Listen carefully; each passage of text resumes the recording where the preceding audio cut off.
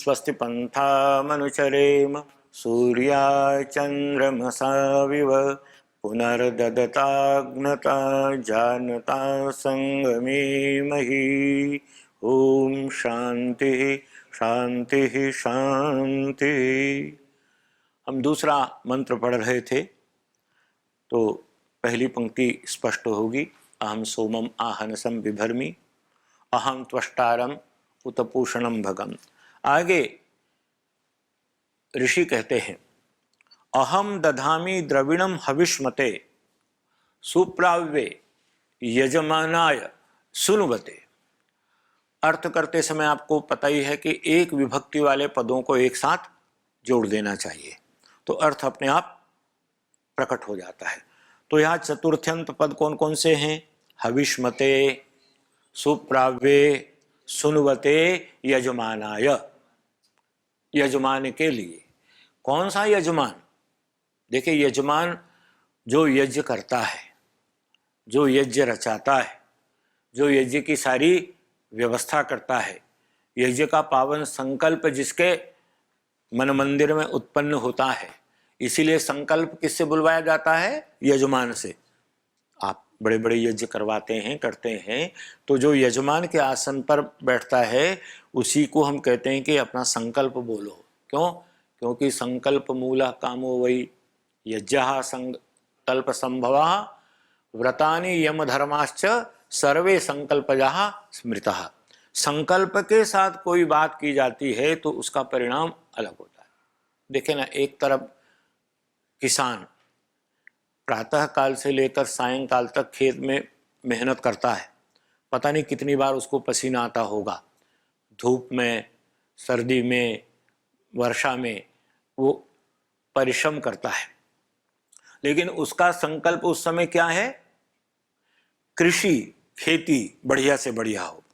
इसलिए खेती तो बढ़िया होगी उसके संकल्प से, लेकिन उसका शरीर जितना सुडौल, इतने परिश्रम से होना चाहिए, जितना उत्तम स्वास्थ्य होना चाहिए, वो उसको उपलब्धि नहीं होती।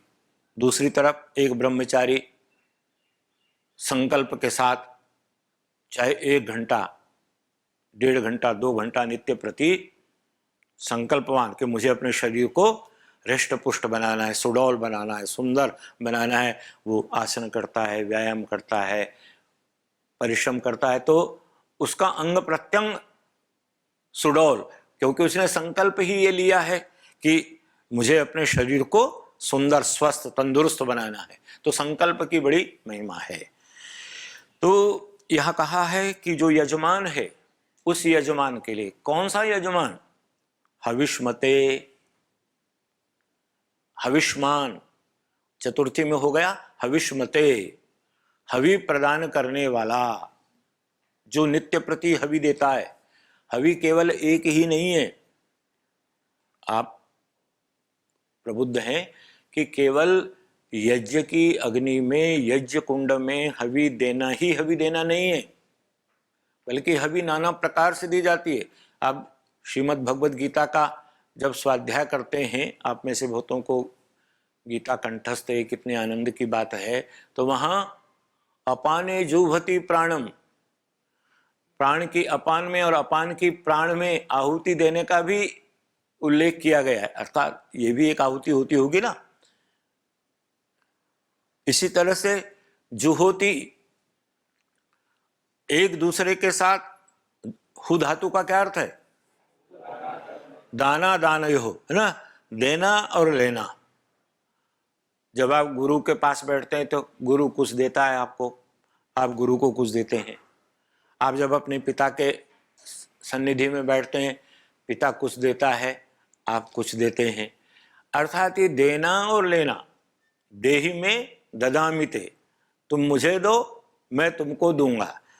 जो मेरे पास है मैं दूंगा, जो आपके पास है आप देंगे। तो ये देने और लेने का क्रम जीवन के प्रारंभ से लेकर के जीवन के अंत तक चलता रहता है और प्रत्येक क्षेत्र में होता है, कोई भी एक क्षेत्र नहीं। इसीलिए मोटी भाषा में क्या कहते हैं कि मनुष्य एक सामाजिक प्राणी है।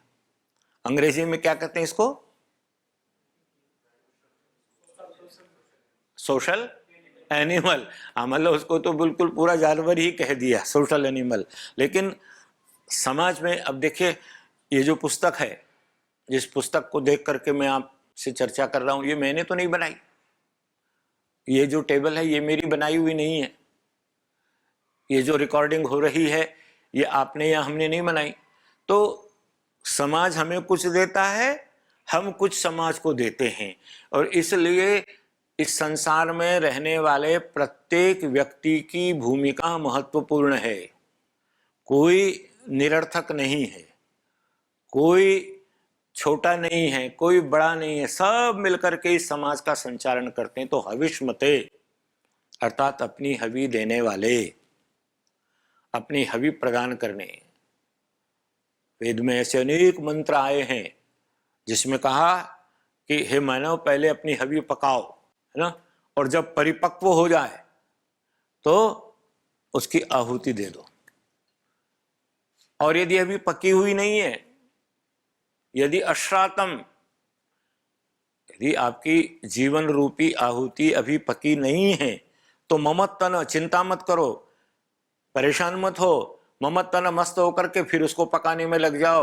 और जिस दिन लगे कि मेरी जीवन रूपी हवि परिपक्व हो गई है, तब समाज के लिए, राष्ट्र के लिए आप आहुति देते हैं ना, प्रत्येक उसमें 3 बार इदम राष्ट्राय इदन्न मम, इदम राष्ट्राय इदन्न मम, तो फिर राष्ट्र के लिए अपनी आहुति दे। तो हविष्मते अर्थात जो अपनी हवि राष्ट्र के लिए, मानवता के लिए, विश्व के लिए, ब्रह्मांड के देवताओं के लिए, विष्णु के लिए, इंद्र के लिए, इन सब को जो समर्पित करता है, हविष्मते।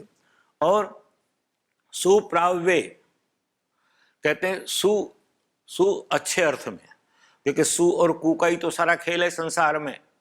सु आ गया तो आनंद ही आनंद है, कु आ गया तो विनाश ही विनाश है। तो सुप्राव्य अर्थात अपनी हवि संसार को ठीक प्रकार से पहुंचाने का सामर्थ्य रखने वाले के लिए सुप्राव्य। हमारे मान लीजिए बुद्धि में बहुत ज्ञान भरा हुआ है, लेकिन हम अपनी उस ज्ञान राशि को दूसरों तक नहीं पहुंचा पाते। इसलिए कई बार क्या होता है कि गुरुजी बहुत विद्वान हैं, सारे शास्त्र पढ़ रखे हैं, सब कुछ उनको आता है, लेकिन अपनी बात को अपने प्रिय शिष्यों तक पहुंचाने की कला, वो विधा यदि नहीं है, तो फिर शिष्य बेचारा चाहता है कि गुरुजी बहुत बड़े विद्वान हैं, लेकिन पल्ले कुछ भी नहीं पड़ा। तो इसी प्रकार से सुप्राव्य शोभनम हवि, अपनी जो सुहवि है, अच्छी हवि है, उसको सब तक पहुंचाने वाले, ठीक है। सुनवते और सोमरस का अभिषेक करने वाले, जिसकी चर्चा पहले की थी, ऐसे यजमानाय, ऐसे यजमान के लिए अहम द्रविणम दधामी, मैं ही द्रविणम। द्रविणम का मोटा मोटा स्थूल अर्थ होता है ऐश्वर्य, लेकिन हमने कल चर्चा की थी ऐश्वर्य केवल एक ही नहीं है। अब जैसे मान लीजिए आप अमेरिका चले जाएं, इंग्लैंड चले जाएं, बस ऐसा कटी वस्त्र है, चद्दर है, और थैले में एक आध गीता की पुस्तक है, तो सांसारिक दृष्टि से तो आपके पास कोई ऐश्वर्य नहीं है, कोई रुपया पैसा नहीं है, लेकिन वहां आपकी पूजा होगी। जो धनवान होंगे उनको कौन पहचानेगा कि ठीक है वो महंगे कपड़े पहन करके जा रहे हैं, लेकिन उनके पास दूसरों को देने के लिए तो कुछ भी नहीं है। आप तो जहां भी चौराहे पर खड़े हो जाएंगे और 10-20 को रोक करके कहेंगे बैठो, योग सीखो, आसन सीखो, प्राणायाम सीखो, व्यायाम सीखो, तो स्वस्थ रहोगे, प्रसन्न रहोगे, कोरोना पर विजय प्राप्त करोगे, तो आपकी वहीं पर जय जयकार हो जाएगी, आपकी पूजा हो जाएगी। भारतवर्ष के जो बड़े बड़े संत, महान ऋषि, स्वामी, सन्यासी विदेशों में गए, और इसीलिए क्या कहा जाता है, वो श्लोक बड़ा प्रसिद्ध है, विद्वत्वं च नृपत्वं च नैव तुल्यम कदाचन, स्वदेशे पूज्यते राजा, विद्वान सर्वत्र पूज्यते, है ना। विद्वत्ता और नृपता, राजा होना, ये दोनों बराबर नहीं है। राजा की पूजा केवल अपने देश में होती है। कब तक होती है? जब वो आसन पर है, सिंहासन पर है। बहुत सारे मंत्रियों को आपने देखा होगा, जब मंत्री हैं तब तो आगे पीछे सायरन बजाती हुई गाड़ियाँ, पुलिस के लोग हाथ में मालाएं लेकर के खड़े हुए हैं, जय जयकार हो रहा है, अभिनंदन हो रहा है, फोटो खींचे जा रहे हैं। लेकिन जब कुर्सी से हट गए तो कोई नमस्ते करने वाला भी नहीं मिलता। लेकिन जो विद्वान है, जो आप जैसा ब्रह्मचारी है, तपस्वी है, साधक है, योगी है, उसको कभी अंतर ही नहीं आता। वो तो हर समय एक जैसा है, जहाँ जाएगा वहीं उसकी सम्मान पूजा होगी। तो कहते हैं उनको अहम द्रविणम दधामी। दधामी इसमें कौन सी धातु है? दधामी कैसे बन गया है? हाँ, जो होते थे, तो श्लव से द्वित्व होकर के दधामी। चलिए आगे। ये बहुत ही प्रसिद्ध मंत्र है। ये इस सूक्त का एक तरह से प्राण तत्व है। पूरे 8 मंत्रों में सबसे प्रमुख मंत्र है। वैसे तो सारे ही उत्तमोत्तम है, लेकिन ये उत्तमोत्तमों में भी उत्तम है।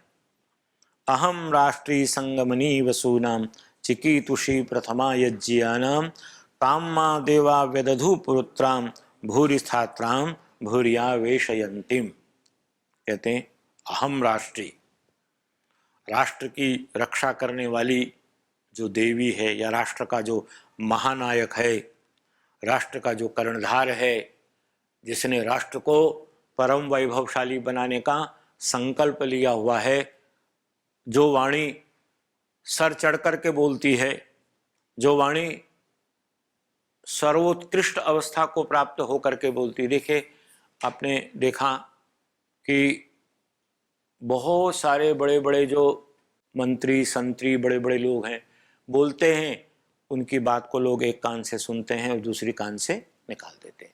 लेकिन कुछ लोग ऐसे होते हैं कि जब वो बोलते हैं तो उनकी एक एक बात पर पूरा देश उठ करके खड़ा हो जाता है। जैसे मैंने कहा, सुभाष चंद्र बोस, लाल बहादुर शास्त्री जी जब प्रधानमंत्री थे और देश में अन्न का संकट था, अमेरिका के सामने हाथ फैलाना पड़ता था, झोली फैलानी पड़ती थी कि अन्नम देही, अन्नम देही, और वो अपना सड़ा गला अन्न भारत में भेजते थे। उसको भारतवासी खाते थे। तो शास्त्री जी के मन में आया कि हम कब तक भीख मांगते रहेंगे। सुना होगा ना आपने।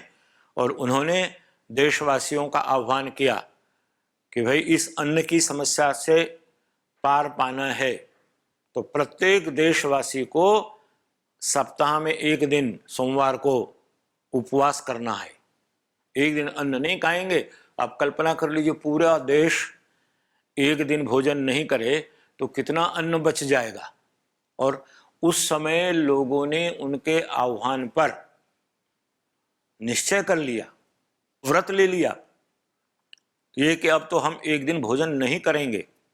और वो जीवन भर उस व्रत का उन्होंने पालन किया। तो राष्ट्री अर्थात राष्ट्र का नेतृत्व करने वाला, या राष्ट्र का नेतृत्व करने वाली जो वागाम्भृणी ऋषिका है, इसका साक्षात्कार करने वाले जो ऋषि हैं, वो देशवासियों को संबोधित करते हुए कह रहे हैं कि मैं राष्ट्र की रक्षा करने वाली शक्ति हूं। वसुनाम संगमनी, वसु एक तो वो 8 बताए, एक वसु ऐश्वर्य को, धन को भी कहते हैं वसु। तो वसुनाम संगमनी, सारे वसुओं को प्राप्त कराने वाली, संगमन कराने वाली, उनको मिलाने वाली। तेषाम वसुनाम संगमनी अर्थात प्रापयित्री, योजयित्री, सबको मिलाने वाली, सबका संगम कराने वाली, सबको प्रदान करने वाली मैं ही हूं। इसलिए कभी किसी व्यक्ति को इस बात का अभिमान नहीं करना चाहिए कि मेरे पास तो बड़ा धन वैभव है, मेरे पास तो इतना वैभव है कि ये कभी समाप्त ही नहीं हो सकता।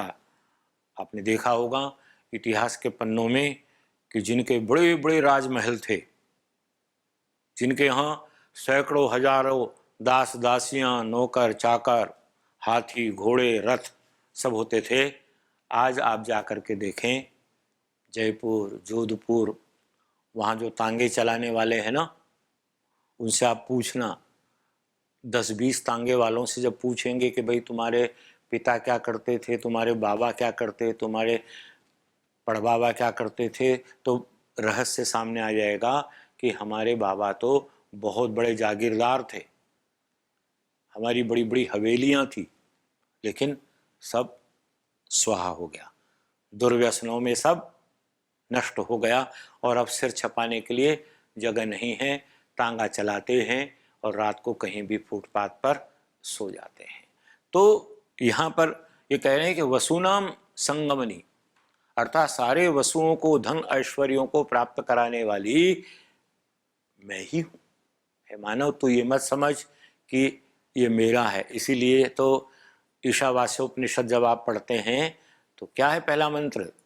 ईशावास्यमिदं सर्वम यत्किंच जगत्याम जगत तेन त्यक्तेन, तेन परमेश्वरेण, तेन ईश्वरेण यद युष्माकं कृते तुभ्यं यत् त्यक्तम दत्तम समर्पितम तत्सर्वमपि धनम तस्यैव परमेश्वरस्य वर्तते।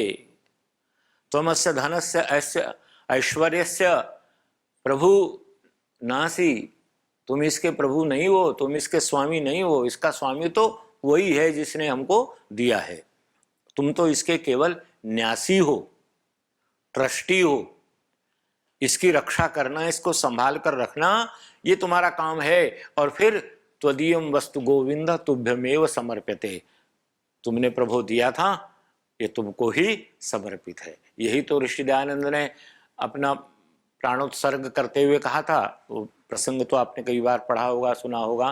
क्या कहा था उन्होंने अंत में अजमेर में? हे प्रभु, तेरी इच्छा पूर्ण हो, तूने अच्छी लीला की, ये कहते कहते अपने प्राणों का परित्याग कर दिया।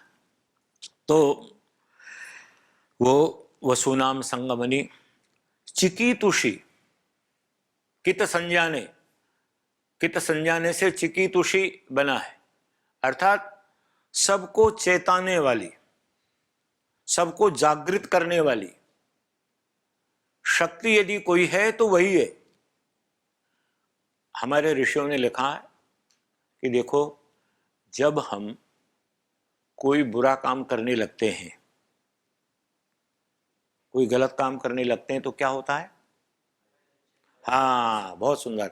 जब भय, लज्जा, संकोच होता है ना, तो वो अंदर बैठा हुआ हमको चेता रहा है, हमको सावधान कर रहा है ना, ये काम करने के लिए तुमको मानव का शरीर नहीं मिला है, ये काम करने के लिए तुमको ब्रह्मचारी का स्वरूप प्राप्त नहीं हुआ है, इदम कदापि न कर्तव्यम, इदम श्रेष्ठम वंदनीयम नास्ति, ये अच्छा नहीं। और जब आप कोई अच्छा काम करते हैं, परोपकार का, सेवा का, धर्म का, देशभक्ति का, किसी को सुख प्रदान करने का, तो अंदर क्या होता है?